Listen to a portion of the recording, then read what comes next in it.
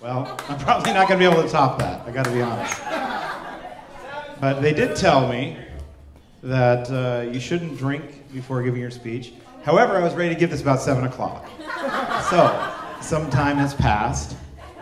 Didn't quite make it to the open bar as early as I'd like to because, as we all know, Filipino time took over and the wedding was about, 45 minutes late? Which, 30 minutes only? All right. All I want you to know is that we played golf this morning and we made it on time, Jang. Round of applause for that. We made it on time. Thanks, Chin, Jack Fox, and Sam. And it wasn't easy making it on time because you're not good. You're not a good golfer. And it is not even close. All right. So, when I first met Sam, there was a lot of questions. Here's a 6-foot-tall, 128-pound guy. He's a little feminine. It's not, let's be honest.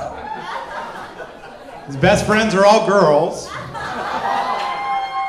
He's into wearing scarves and fashion. And just by the way, he's from San Francisco.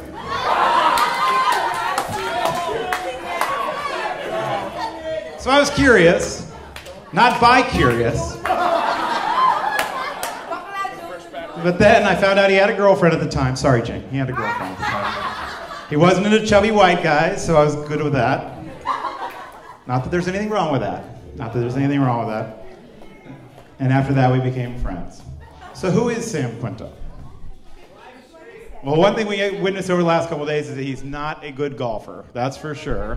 He's one of the worst I've ever seen. Better than Greg Sessler. But still one of the worst golfers I've ever seen. He is one of the tightest poker players on earth. That's a fact. Now here's a story that I've told many times over the years, but it's grown taller and taller over the years. It's what Sam says. He went to UC Santa Cruz, and when he turned 18, poker was legal in certain parts of California, Manteca, for example.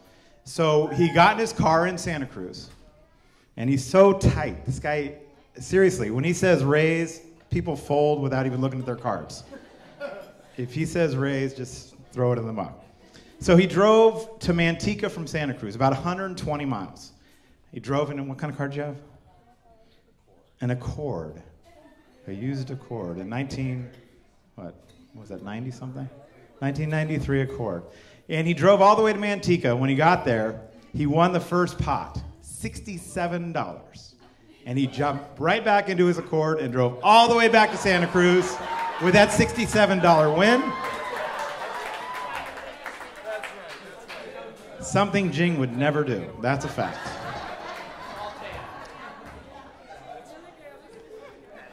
Sam is a nit, but he's always been good at saying, he's not a nit. I'm sorry, he's not a nit.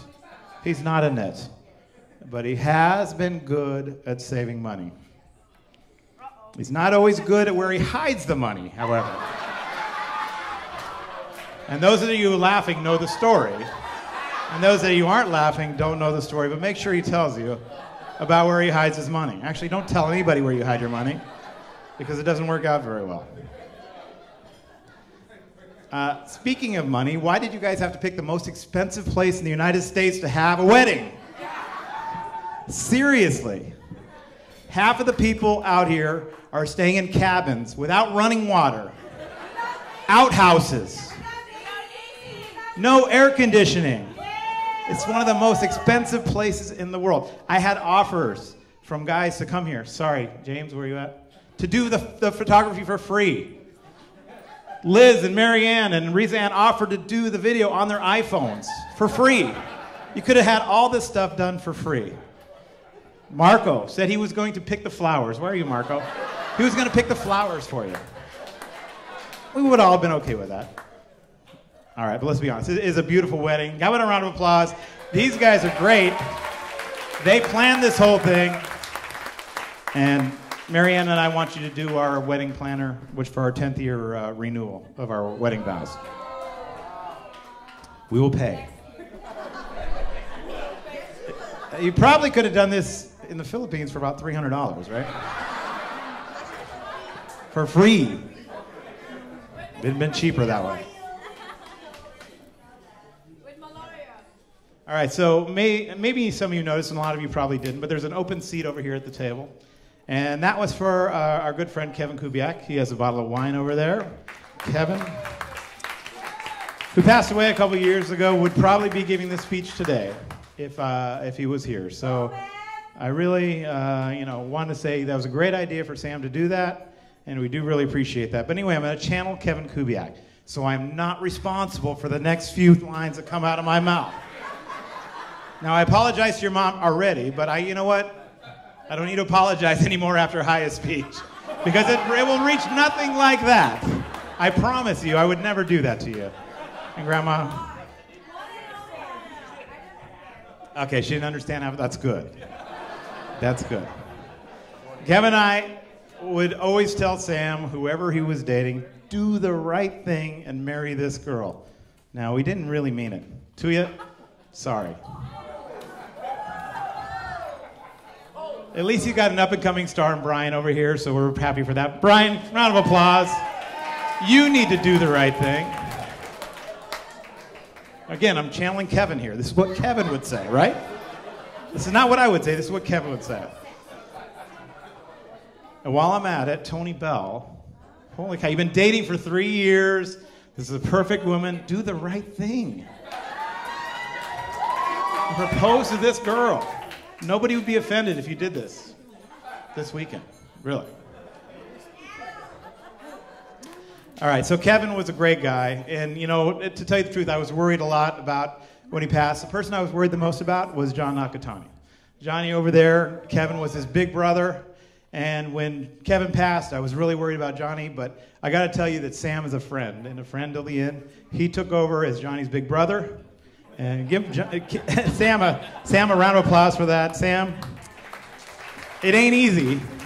Like Ron Burke would say, he's heavy. He's a heavy load, John Nakatani. So Sam took right over for that, and he didn't miss a beat, that's for sure. I'm sure if Kevin was here today, he'd be proud and happy to see you happy, and as I am, very happy. Sam's a loyal and principled guy who takes chances. His first job in the casino at Garden City, he walked out when the GM didn't support one of his rulings. He just said, I'm quitting. He walked out the door. He left. Oh, that's the second casino job. He left Lucky Chances to open a new card room that failed miserably. He was left without a job. Then he moved to L.A. in Commerce Casino when he knew nobody, and he was definitely a confirmed risk taker when he let Jing drive his car just days after she arrived from the Philippines. From Las Vegas to L.A., he called me on the way. He was scared to death. And when he got out of the car, he kissed the ground that he walked on to make sure that he was okay. Bad Asian driver. There are two combinations. Asian women drivers. Horrible. Believe me. Terrible. So I can always count on Tim to be there for me when it comes to work. He never lets me down. He never takes any credit. And I got to say, there's no chance I would be where I am in my career without this guy right here. So I really appreciate that, Sam. It's been said behind every successful man is a good woman. So, Jing, we're hoping on you will do that. But I've been blessed to have both a good woman and my wife, Marianne. A round of applause. And this guy right over here, Sam Quinto, believe me. So many of you know there's no chance to be here today without to push them to go on a date the first time. There's no way you guys would be married without me. I got to tell you. Is there any chance? You guys, you just kind of like blew them off, right? Jing? Oh, you guess so. That's not true. Be honest. Sam's way too passive, and there was no way he was going to attempt a long-distance relationship if I didn't push him and from time to time break in on your Skype conversations. Is this true or not true? He was pretending that he was Sam, like in his Skype conversation, like when we were chatting in Skype. But I would know it's not. I just know that Sam wouldn't say those nasty. It was not nasty. Now you're going to get me in trouble with my wife over here. That's not true. They weren't that nasty. Don't say that. It wasn't nasty. So I had to do that because I had to play Cupid, right? It took a while, but finally the arrow stuck. apparently, because here they are today. So I'm happy I was persistent, and now it's up to you. So I'm no longer going to take the credit or the blame for what happens for this day forward. So it's all up to you guys from here on out. By the way, Marianne, she believes happiness comes from doing things together. As you may know, she travels with me all over the world. So I think that she thinks that, being and having things in common are what's really important. So I'm glad to say that you guys are both into great restaurants, right? You like spending money on nice dinners? Yeah. Jing's into athletic sports. You're into fantasy sports. Sam's into fashion. Jing likes shopping. So this is good, right? Sam really is. He's the best in the poker business of what he does. It's unbelievable. Seriously. And Jing likes playing poker. She's a good player. However, she's barred from playing for the rest of the year. I don't know why. All right, Sam, I need you to remember this. I've been married to Marianne for almost 7 years. 7 years now. 7 years. It's like a poker record, by the way. You can beat it. But I don't think you can beat our record, because we're going to stay married forever, right, baby? So she's Filipino. That carries consequences. And I know this is a tough one for you, Sam Quinto. I know it is. Like ringing the glasses. Let's have a little ring of the glass here. He hates traditions like this. But give her a kiss. There you go. Birthdays and holidays are important to Filipinas. You need to remember this. Holidays are very important. Birthdays, super important. Christmas in the Philippines this year. Marianne reminds me every year that in 2004, I played golf on her birthday. She reminds me every year. This is going to happen to you. That birthday is all about her. Like last week, she had her birthday on July 1st. We had to spend the whole week doing something. Birthdays are important to Filipinas. Just remember that. Please remember that. Family is also very important to Filipinos. And no matter what, it costs money. So you got to remember that. It costs money to marry a Filipina. All right? Of course not. Well, in most cases. But family is very important. As a matter of fact, Jing's probably willing to leave right now if you want to start your own family. That's as close as I'm going to come to what Haya said. I promise you that. Hey, Matt. You know what? Judy. Wait. No.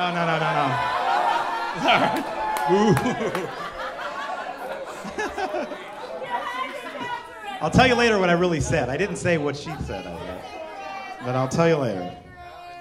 It's a secret. Words of advice from my own Filipina diva, Marianne. Remember this, that Jing is not number one. She's the only one. Okay, not number one, the only one. And Jing is not the first, but she is the last. Okay, so you got to remember that. I suggest you just listen to what Steve Nomoto does and just listen to every single thing that Liz tells him to do. Because Steve can't do anything without telling Liz about it first. So make sure that you do that. Because they've been dating for what? And married for 18 years, right? Amazing. Give a round of applause to them. Forever. A few simple reminders. These are common stuff. Put up and down the toilet seat. Put a cap on the toothpaste. Pick your socks off the floor. Blah, blah, blah. Don't go to bed mad. Everybody says that, right? It's a really good thing. Don't argue, because arguing is never the end of the world. It's not a big deal. You hear that, babe? No argument's the end of the world. Don't be stubborn, because you are the most stubborn person I know. Be prepared to say sorry even when you don't really mean it. It's important. Lift your head up. Life will become easier for you. I promise you. What's really important today is that you love each other till the end of time and trust each other. I promise you, those are the two things that are going to keep you together forever. All right? So please join me in raising a glass to Mr. Sam Quinto and Miss Jing Macinda Quinto.